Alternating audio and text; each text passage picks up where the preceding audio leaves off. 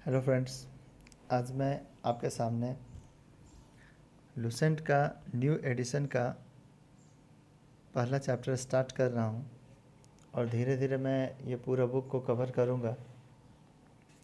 आप मेरे साथ बने रहें, चैनल को सब्सक्राइब करें और इसके एक्सप्लेनेशन को समझें। लुसेंट की दो बुकें आती हैं, एक पुरानी वाली, एक न्यू वाली। तो पुरानी वाली अब थोड़ी आउटडेटेड हो गई है, न्यू वाला अब ज़्यादा चल रहा है कुछ में, क्योंकि इसमें ज़्यादा तथ्यों का और ऐड किया गया है।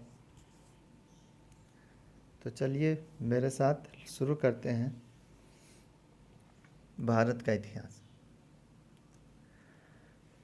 उत्तर में हिमालय से लेकर दक्षिण में समुद्र तक फैला यह उपमहाद्वीप भारतवर्ष के नाम से ख्यात है।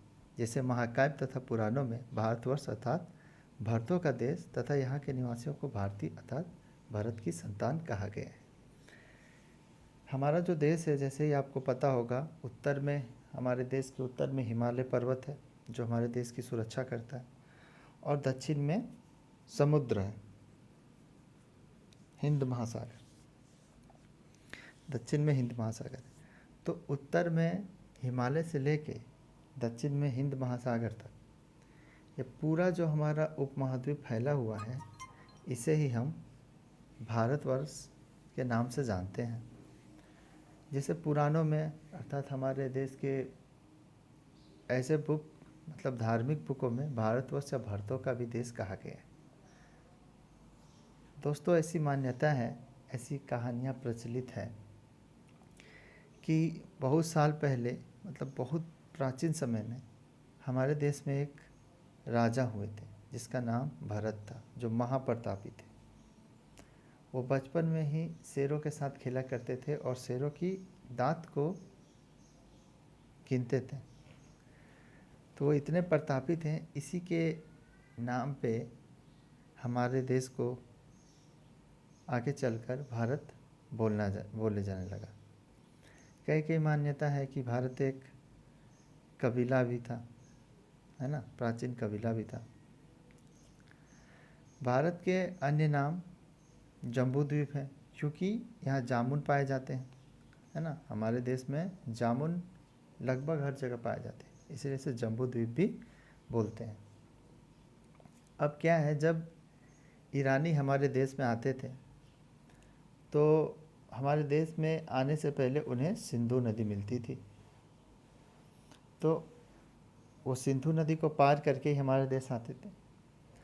तो सिंधु नदी के नाम से वे हमारे देश का नाम जोड़ते थे, और धीरे धीरे सिंधु बोलते बोलते धीरे धीरे चेंज होते होते अब वो सिंधु न होके हिंदू हो गया, है ना। यूनानी इसे इंदे कहते थे और अरब इसे हिंद कहते थे। तो अब आगे देखते हैं। तो हमने देख लिया कि यहाँ के राजा के नाम पे हमारे देश का नाम पड़ा है, कबीले के नाम पे पड़ा है ना। हमारे देश में जामुन बहुत होता है, तो इस नाम पे जम्बू द्वीप पड़ा है। और प्राचीन ईरानी जब सिंधु नदी को पार करके हमारे देश में आते थे तो वही सिंधु टूटते टूटते हिंदू हो गया। तो मैं आगे पढ़ता हूँ, वही आगे पॉइंट में आप समझेंगे। भरत एक प्राचीन कबीले का नाम था। मैंने बताया था कि ये एक कबीले का भी नाम है और कई मान्यता है कि ये एक राजा का भी नाम है। प्राचीन भारतीय अपने देश को जम्बू द्वीप अर्थात जम्बू जामुन वृक्षों का द्वीप कहते थे। प्राचीन भारतीय अपने देश को जम्बू द्वीप अर्थात जामुन वृक्षों, बहुत सारा जामुन है, जामुन का जो फल होता है, तो उसे कहते थे। प्राचीन इतिहास इसे सिंधु नदी के नाम से जोड़ते थे, जिसे वह सिंधु ना कहकर हिंदू कहते थे, है ना। प्राचीन ऐसी जैसे ही सिंधु नदी के पार करते थे तो सिंधु टूटते टूटते हिंदू हो गया। यही नाम फिर पूरे पश्चिम फैल गया, और चूँकि ईरानी पश्चिम से आए थे तो हमारा ये हिंदू नाम पूरा पश्चिम में फैल गया। यही नाम फिर पूरे पश्चिम फैल गया और पूरे देश को इसी एक नदी के नाम से जाने जाने लगा। यूनानी इसे इंदे और अरब इसे हिंद कहते थे। यूनानी इसे इंदे कहते थे और इंदे आगे चल के इंडिया हो गया। मध्यकाल में इस देश को हिंदुस्तान कहा जाने लगा। जब मध्यकाल हुआ तो हमारे देश को हिंदुस्तान, अच्छा, हिंदुओं का स्थान कहा जाने लगा। यह शब्द भी फारसी शब्द हिंदू से बना है। अब यूनानी भाषा के इंदे के आधार पर अंग्रेज इसे इंडिया कहने लगे। अब यूनानी सब हमें हमारी भारत को कहते थे इंदे। इंदे धीरे धीरे चलते चलते आगे बढ़ते हुए इंदे से हो गया इंडिया। पारा बदले विंध्य की पर्वत श्रृंखला देश को उत्तर और दक्षिण दो भाग में बंटती है। हमारे देश में विंध्य पर्वत है जो कि एकदम बीच में है उत्तर और दक्षिण का। तो ये विंध्य पर्वत जो है ये पूरे देश को दो भाग में बांटती है। उत्तर में इंडो यूरोपीय परिवार की भाषाएं बोलने वालों की और दक्षिण में द्रविड़ परिवार की भाषा बोलने में बहुमत है। हमारा देश जैसे कि बताया गया है कि विंध्य पर्वत दो भागों में बांटता है। अब उत्तर में इंडो यूरोपीय परिवार की भाषा बोलने वाले लोगों की और दक्षिण में जो द्रविड़ परिवार की भाषा बोलने लोगों का बहुमत है। तो अभी तक हमने देख लिया कि हमारा देश उत्तर में हिमालय से लेके दक्षिण में कन्याकुमारी अर्थात समुद्र तक फैला है। इसे भारतवर्ष या भरतों का देश भी बोलते हैं। यहाँ एक समृद्ध राजा हुए थे भरत, जो कहानी मैंने आपको बताई, उसके आधार पर भी हमारा देश का नाम भारतवर्ष रखा गया है। और कई मान्यता है कि भारत एक प्राचीन कबीले का भी नाम था। इसके अलावा प्राचीन भारतीय अपने देश को जम्बू द्वीप कहते थे क्योंकि यहाँ जामुन का वृक्ष बहुत था। जब ईरानी सिंधु नदी को पार करके हमारे देश आने लगे तो वो सिंधु टूट टूट के सिंधु हिंदू बन गया, है ना। और यही नाम पूरे पश्चिम में फैल गया और पूरा पश्चिम में यही नाम हो गया कि एक देश है जिसका नाम हिंदू है। जब यूनानी आए उन्होंने इस नाम को इंदे कहा और इंदे धीरे धीरे टूट के आगे बढ़ के इंडिया हो जाता है। जब मध्यकाल आता है तो इसे हिंदुस्तान कहते हैं। अच्छा, हिंदू ऐसे स्थान जहाँ पे हिंदू रहते हैं, है ना। और एक चीज़ हमने देखा कि विंध्याचल की जो पहाड़ी है ये हमारे देश को दो भाग में बांट देती है। नोट इम्पोर्टेंट है, भारत की जनसंख्या का निर्माण जिन प्रमुख नस्लों के लोगों से मिश्रण से हुआ है वह इस प्रकार है। भारत की जनसंख्या जो भी जनसंख्या मतलब अलग देश से आई हुई है ना, अलग देश से, अफ्रीका से, यहाँ से धीरे धीरे बहुत सालों पहले जो धीरे धीरे आके बैठी यहाँ पे बनी है, फिर यहाँ जो स्थापित हो गई वो इस प्रकार है। प्रोटो ऑस्ट्रेलियाइड, पेलियो मेडिटेरियन, काक्सियाड, निग्राइड और मंगोलोइड। ये आपको 3-4 बार पढ़ लेना है, इतना टफ नहीं पूछा जाता। आगे चलते हैं। भारतीय इतिहास को अध्ययन की सुविधा के लिए 3 भागों में बांटा गया है। जो हमारा भारतीय इतिहास है उसे अध्ययन की सुविधा के लिए, क्योंकि इतिहास बहुत लंबी हो जाता है, इसीलिए उसको अध्ययन की सुविधा के लिए कि भाई हम आसानी से अध्ययन कर पाएँ 3 भागों में बांट दिया जाता है। प्राचीन भारत, जिसमें हम पूरा प्राचीन भारत का अध्ययन करेंगे। मध्यकालीन भारत, जिसमें हम मध्यकालीन भारत, और आधुनिक भारत। स्पेशली ये तीनों चीज़ डेट के आधार पर बांट दिया जाता है। प्राचीन भारत में हम ऋग्वैदिक काल, महाभारत, ये सब अध्ययन करेंगे।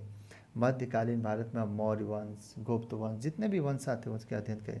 आधुनिक भारत में हम अध्ययन करेंगे कि कैसे यूरोपीय भारत आए, अंग्रेज आए, पुर्तगाल आए, डच आए, कैसे भारत को गुलाम किया, इस तरह। अब यहाँ पे सबसे इम्पोर्टेंट क्वेश्चन है, सबसे पहले इतिहास को 3 भागों में बांटने का श्रेय जर्मन इतिहासकार क्रिस्टोफ सेलियरस को है। तो यह याद रखना है कि सबसे पहले इतिहास को 3 भागों में बांटने का श्रेय क्रिस्टोफ सेलियरस को है। ये जो हमने ऊपर पढ़ा है, प्राचीन भारत, मध्यकालीन भारत और आधुनिक भारत, ये 3 भारत को जो बांटने का श्रेय है ये है क्रिस्टोफ सेलियरस। अब आगे चलते हैं। प्राचीन भारत। प्राचीन भारतीय इतिहास के विषय में जानकारी मुख्यतः 4 स्रोतों से प्राप्त होती है। आखिर कौन से ऐसे स्रोत हैं जिनसे हम भारतीय इतिहास के बारे में जानकारी प्राप्त कर सकते हैं, है ना, कि भाई कैसे हमको पता चलेगा कि हमारे प्राचीन काल में क्या क्या हुआ। तो सबसे पहले धर्म ग्रंथ है। जैसे हमारा महाभारत है, रामायण है, तो धर्म ग्रंथ से हम तो जानते हैं कि इस राजा का शासनकाल था, राम जी को 14 सालों का वनवास हुआ था, है ना। हमारे श्री कृष्ण जी ने गीता का ज्ञान दिया था। ऐतिहासिक ग्रंथ भी है, कुछ ऐतिहासिक ग्रंथ भी है जिसमें ऐतिहासिक कहानियाँ किसी राजा के बारे में लिखा हुआ है। विदेशियों का विवरण है। प्राचीन भारत में क्या होता था कि बहुत सारे विदेशी हमारे भारत आते थे और भारत की संस्कृति एवं सभ्यता को देखते थे और उसके बारे में बुकों में लिखते थे। आगे चल के आप जैसे पढ़ोगे कि हमारे भारत में मेगास्थनीज आया, है ना, वैन सांग आया हर्षवर्धन के शासनकाल में, तो वो सब से पुरातत्व संबंधी कुछ हमें ऐसी चीज़ मिल जाती है। जैसे सिंधु सभ्यता का जब उत्खनन होता है तो उसमें मिट्टी, बर्तन, कांसे की मूर्ति, ये सब होती है, तो इस तरह हम आइडिया लगाते हैं। धर्म ग्रंथ और ऐतिहासिक ग्रंथ से मिलने वाली महत्वपूर्ण जानकारी। अब हम प्राचीन भारत में एंटर करने की ओर है, तो आप ध्यान से सुनिए। भारत का सर्वप्राचीन धर्म ग्रंथ वेद है, जिसके संकलनकर्ता महर्षि कृष्णद्वैपायन वेदव्यास को माना जाता है। सबसे जो पुराना ग्रंथ है, सबसे प्राचीन ग्रंथ, ये बहुत इंपॉर्टेंट क्वेश्चन है, ये हमारा वेद है, जिसके संकलनकर्ता महर्षि कृष्णद्वैपायन वेदव्यास को माना जाता है। तो इसको जो संकलन करता है ना, इसको जो संकलन किए हैं वो है हमारे महर्षि कृष्णद्वैपायन वेदव्यास। तो ये दोनों क्वेश्चन याद रखना है कि सर्वप्राचीन धार्मिक ग्रंथ पुराना वेद है और इसका संकलनकर्ता महर्षि कृष्णद्वैपायन वेदव्यास। वेद वसुधैव कुटुंबकम को उपदेश देता है। वेद वसुधैव कुटुंबकम मतलब अतिथि देवो भव, है ना, अतिथि को हम देवता के समान मानते। इसीलिए भारत में जो भी व्यक्ति आते थे, यूरोपीय हो, सिकंदर हो, ईरानी हो, कभी हमने उन्हें क्षति पहुंचाने का कोशिश नहीं किया, क्योंकि हम अतिथियों को देवताओं की तरह मानते हैं। लेकिन इसका क्या हुआ? इसका नतीजा ये हुआ कि उन्होंने हमें क्षति कहा, भारत को गुलाम बनाया, भारत को लूटा। भारतीय परंपरा वेदों को नित्य तथा अपौरुषेय मानती है। भारतीय परंपरा मानती है कि वेद ही अनित्य है, नित्य है मतलब हमेशा से। वेद चार हैं, वेद चार है, ऋग्वेद, यजुर्वेद, सामवेद, अथर्ववेद। अब वेदों की संख्या, सबसे पुराना वेद आपका, सबसे प्राचीन धर्म ग्रंथ वेद है और वेदों की संख्या चार है, ऋग्वेद, यजुर्वेद, सामवेद, अथर्ववेद। इन चारों में से ऋग्वेद सबसे पुराना है। तो इन चारों वेदों को एक साथ अगर हम कलेक्टिव नाम लें तो इन चारों वेदों को संहिता कहा जाता है। तो अभी तक हमने देखा कि इतिहास के स्रोत के लिए धर्मग्रंथ, ऐतिहासिक ग्रंथ, वैदेशिक विवरण, ये सब से हम आइडिया लगाते हैं। और सर्वप्राचीन धर्म ग्रंथ वेद है और वेदों की संख्या चार है और चारों वेद को अगर कलेक्टिवली नाम ले तो हम उसे संहिता कहते हैं। और वेदों के जो रचयिता हैं वो महर्षि कृष्णद्वैपायन है, वेदव्यास। अब हम ऋग्वेद की ओर बढ़ते हैं। अब धीरे धीरे हम क्या करेंगे, एक एक वेद को पढ़ेंगे। ऋग्वेद, ऋचाओं के क्रमबद्ध ज्ञान के संग्रह को ऋग्वेद कहा जाता है। ऋग्वेद में क्या है, बहुत सारे ऋचाओं को, एक क्रमबद्ध ज्ञान को एक साथ कम्युनिकेट कर दिया है, मतलब इकट्ठा कर दिया गया है ना। इसमें 10 मंडल, 1028 सूक्त। ये बहुत इंपॉर्टेंट क्वेश्चन है। ऐसा क्वेश्चन बहुत बार पूछा जाता है कि ऋग्वेद में मंडलों की संख्या कितनी है, तो आपको याद रखनी है 10 है। हमारे हाथ में 10 है ना, 10 उंगली, तो आप ऐसे कनेक्ट करके रख लो कि हमारे हाथ में 10 उंगली, तो ऋग्वेद को 10 मंडल, क्योंकि हम दोनों हाथ से ऋग्वेद को उठाएंगे तो 10 उंगली तो लग ही जाएगा। 1028 सूक्त हैं एवं 10,462 ऋचाएँ हैं। ये तीनों बहुत ही इम्पोर्टेंट है। आप इन तीनों को एक मतलब नोट्स में आप नोट कर लीजिएगा, जो जो मैं इम्पोर्टेंट बोलूँगा। क्योंकि क्या है कि मैंने बहुत सारे कंपटीशन एग्ज़ाम को दिया है, तो मुझे आइडिया पता हो जाता है कि भाई आखिर क्वेश्चन आते कहाँ से है और किस तरह पूछते हैं। हालांकि ये 10 मंडल, 10,028 सूक्त, ये यहाँ पे हाईलाइट किया हुआ नहीं है, लेकिन ये आपको पूछेगा। तो ऋचाओं के क्रमबद्ध ज्ञान को ऋग्वेद कहते हैं। इसमें 10 मंडल, 10,28 सूक्त है और 10,462 ऋचाएँ हैं। इस वेद के ऋचाओं को पढ़ने वाले ऋषि को होत्री कहते हैं। इस वेद को, ये जो वेद है इसका जो पठन करता है इसे हम होत्री कहते हैं। इस वेद से आर्य के राजनीतिक प्रणाली, इतिहास एवं ईश्वर की महिमा की जानकारी में मिलती है। अगर आप ऋग्वेद को कभी पढ़ोगे तो उसमें सिर्फ प्रार्थनाएं ही हैं कि हे इंद्र हमें धन दो, हे इंद्र हमें वर्षा कराओ, हे इंद्र हमारे दुश्मनों को मार दो। मतलब उसमें ज़्यादातर प्रार्थनाएं होती है और ईश्वर की महिमाएं होती है। अब नेक्स्ट है, विश्वामित्र द्वारा रचित ऋग्वेद के तीसरे मंडल में सूर्य देवता सावित्री को समर्पित प्रसिद्ध गायत्री मंत्र है। आपने गायत्री मंत्र सुना होगा, ओम भूर्भुवस्सुवः तत्सवितुर्वरेण्यं भर्गो देवस्य धीमहि धियो यो न प्रचोदयात्, कहीं ना कहीं सुना ही होगा। तो ये जो गायत्री मंत्र है ऋग्वेद के तीसरे मंडल में है। ऋग्वेद में टोटल कितने मंडल है? 10 मंडल, 10 28 सूक्त, 10 से ही सब है। 10 मंडल, 10 28 सूक्त, 10 462 ऋचाएँ। तो जैसे ही ऋग्वेद में किसी नंबर आएगा आपको याद रखना है कि सब चीज़ क्या है, 10 से है। 10 मंडल, 10 28 सूक्त, 10 462 ऋचाएँ। और ऋग्वेद के तीसरे मंडल में 10 जो मंडल बांटा गया उसमें तीसरे मंडल में सूर्य देवता सावित्री को समर्पित प्रसिद्ध गायत्री मंत्र। जो गायत्री मंत्र है वो किसको समर्पित है? सूर्य देवता सावित्री को।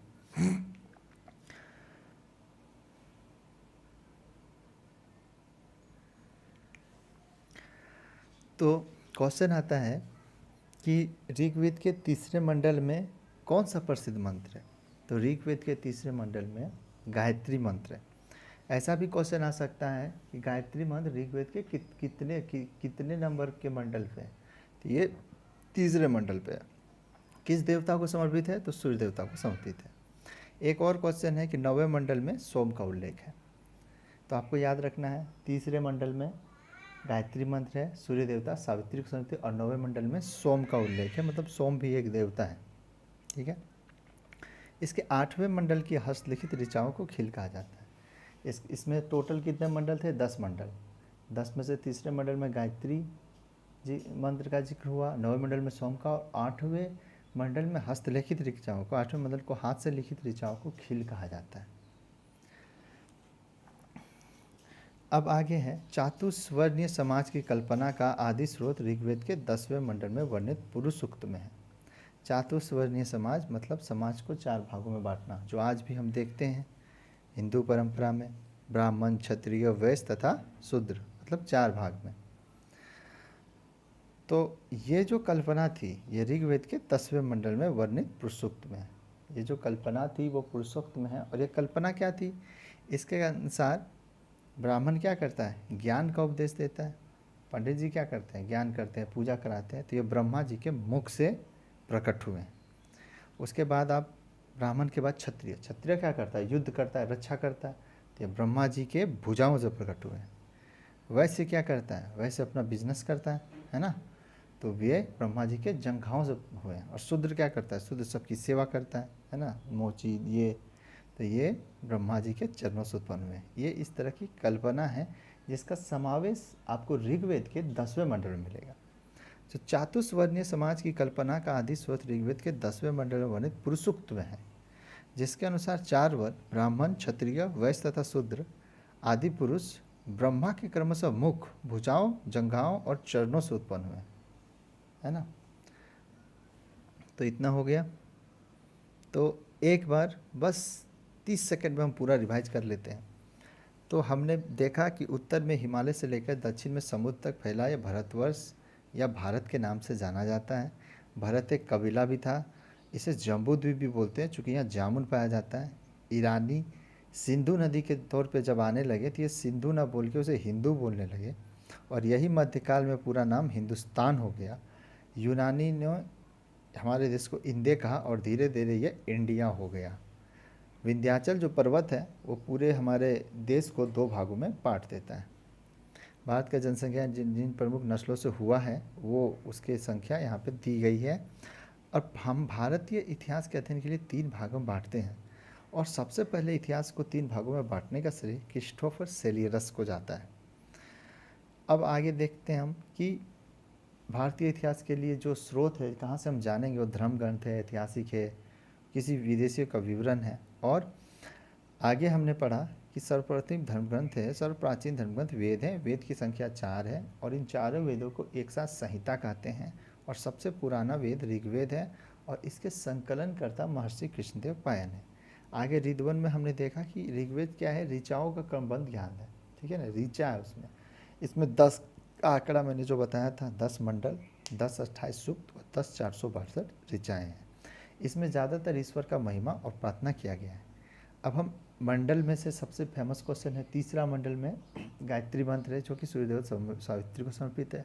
9वां मंडल में सोम है और 8वां मंडल में हस्तलिखित ऋचा, इसको खेल कहा जाता है। 10वां मंडल जो कि एंडिंग मंडल है, इसमें जो चातुस्वर्णीय समाज है कि ब्रह्मा के मुख से ब्राह्मण, भुजाओं से क्षत्रिय और जंघाओं से वैश्य और चरणों से शूद्र है। तो हमने तुरंत रिवाइज कर लिया। अब आगे देखते हैं।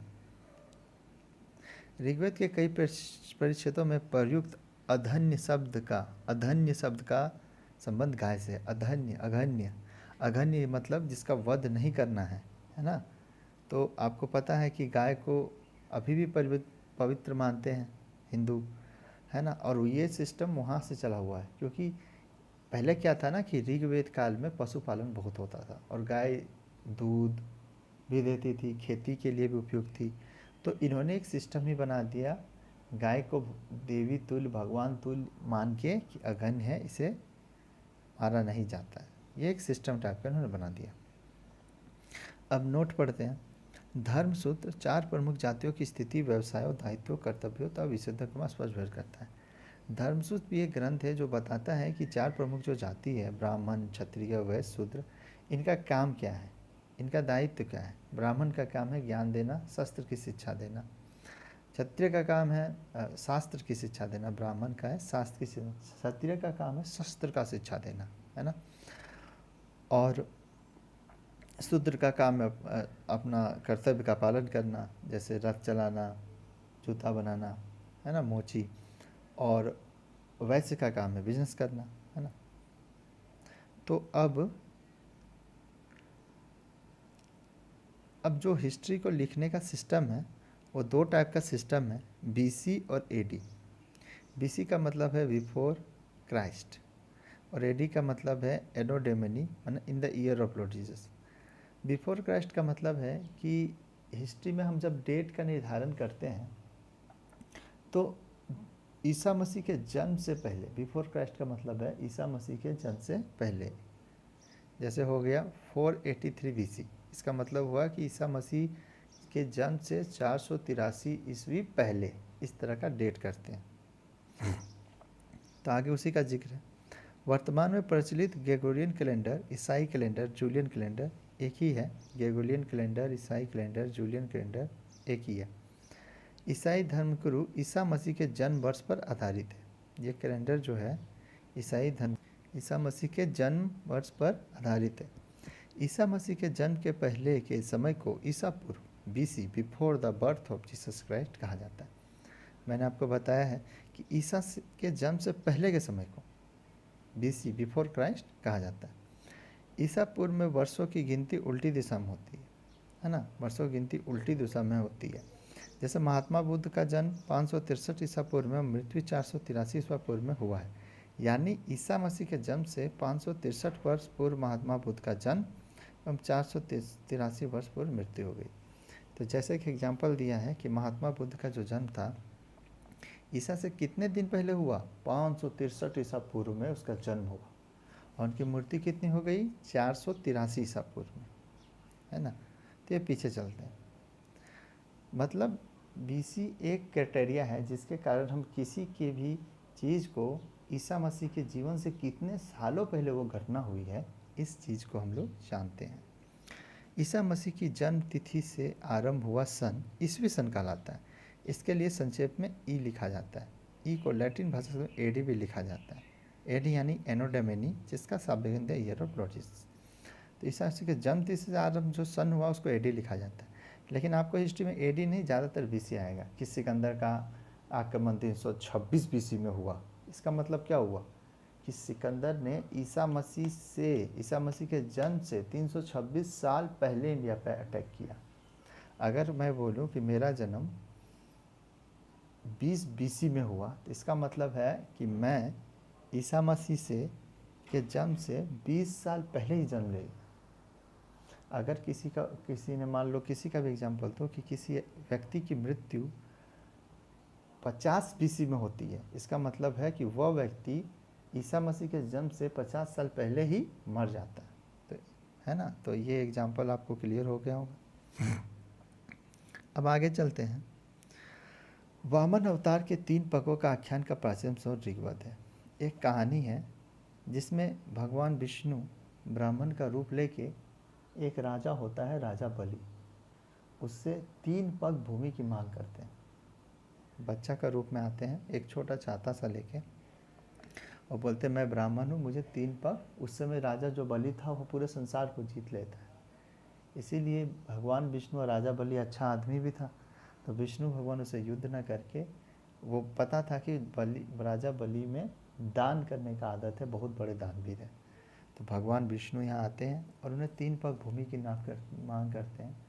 बच्चे के रूप में आते हैं, राजा बलि उन्हें पहचान नहीं पाता है और वो 3 पग भूमि का वचन दान में दे देता है। अब वो 3 पग में भगवान अपना विराट रूप लेके पूरे के पूरे संसार को माप देते हैं 2 ही पग में। अंतिम पग में राजा बलि से पूछते हैं कि मैंने 2 ही पग में माप दिया, तो अब अंतिम पग में कहाँ रखूं? राजा बलि भी धर्म संकट में पड़ जाते हैं कि भाई 3 पग का भूमि का बात था, मैंने वचन भी दिया है, 2 ही पग में प्रभु ने माप दिया। एक प्रकार से प्रभु उनकी परीक्षा लेते हैं। तो राजा बलि ने बोला, हे भगवान, आप ये 3रा पग मेरे माथे पे रखो। तो इस तरह वामन अवतार के 3 पगों का आख्यान जो है, ये जो कहानी मैंने आपको सुनाई है, ये ऋग्वेद में संकलित है। अब ऋग्वेद में इंद्र के लिए 250 तथा अग्नि के लिए 200 ऋचाओं की रचना की गई।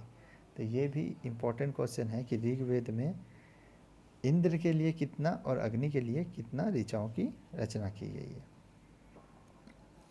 अब हमने ये तो देखा कि ऋग्वेद में बहुत सारे ऐतिहासिक कॉन्सेप्ट हैं, लेकिन इसके बाद अगर ऋग्वेद के बाद किसी ग्रंथ का नाम आता है जिससे हम इतिहास को, प्राचीन इतिहास को हम समझ सकते हैं, तो उसका नाम है शतपथ ब्राह्मण। तो वही दिया गया है, प्राचीन इतिहास के साधन के रूप में वैदिक साहित्य में ऋग्वेद के बाद शतपथ ब्राह्मण का स्थान है। तो अभी तक हमने जो देखा उसे क्विक रिवाइज कर लेते हैं।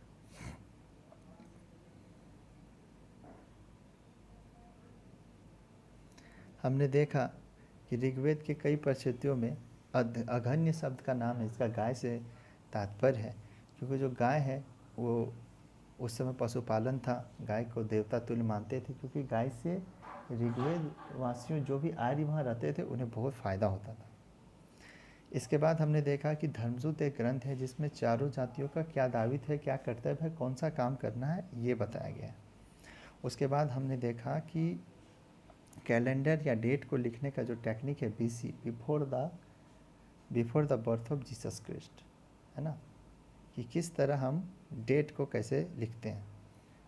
उसके बाद हमने देखा वामन अवतार की जो मैंने कहानी आपको बताई थी, वो भी ऋग्वेद में संकलित है।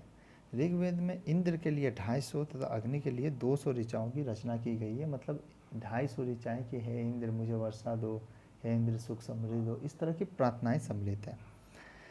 ऋग्वेद के बाद शतपथ ब्राह्मण का स्थान है, जिसमें हम जान सकते हैं कि इतिहास को जान सकते हैं। तो फ्रेंड्स, ये है, पढ़ने से ज़्यादा आपको रिवाइज करना ज़रूरी है। इसीलिए अब एक समरी आप अपने माइंड में पूरी तरह सोचो कि अभी हमने जो भी पढ़ा वो क्या क्या था। हमने पढ़ा कि उत्तर में हिमालय से लेकर दक्षिण में समुद्र तक जितना भी पूरा देश फैला है, अब आप माइंड में मैप करो। मैं जब पढ़ाता हूँ तो आपके माइंड में वीडियो आनी चाहिए। दिमाग हमारा क्या है ना, वीडियो पे चलता है ज़्यादा, तो माइंड में वीडियो आना चाहिए। तो हमने देखा कि उत्तर में हिमालय से लेके दक्षिण में समुद्र तक भारतवर्ष या भारत का देश है। इसे जम्बू द्वीप भी बोलते हैं क्योंकि यहाँ जामुन के पेड़ बहुत ज़्यादा हैं। कई मान्यताएं हैं कि भरत एक प्राचीन कबीला भी था। मैंने एक स्टोरी बताया कि भरत एक प्रतापी राजा थे जो शेर की दांतों को गिनते थे, उनके नाम पे भी आया। जब ईरानी हमारे देश में आने लगे तो सिंधु नदी को देख के ही उन्होंने सिंधु सिंधु सिंधु हिंदू हो गए। यूनानियों ने इसे इंदे बोला और इंदे धीरे धीरे इंडिया हो गया। अब हमने ये भी देखा कि विंध्याचल पर्वत हमारे देश को 2 भाग में बांट देता है।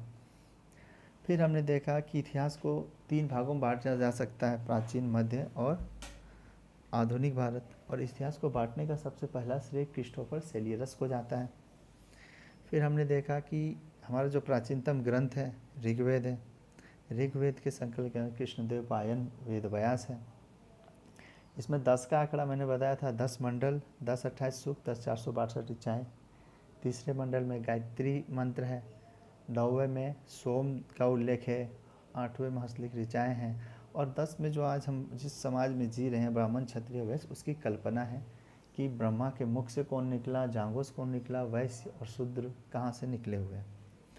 उसके बाद हमने देखा कि गाय अघन्या है, गाय को मारा नहीं जा सकता। धर्मसूत्र में हमने देखा कि चारों जाति का क्या क्या काम है। फिर हमने कैलेंडर बीसी और रेडी को देखा। वामन अवतार का भी जिक्र ऋग्वेद में है।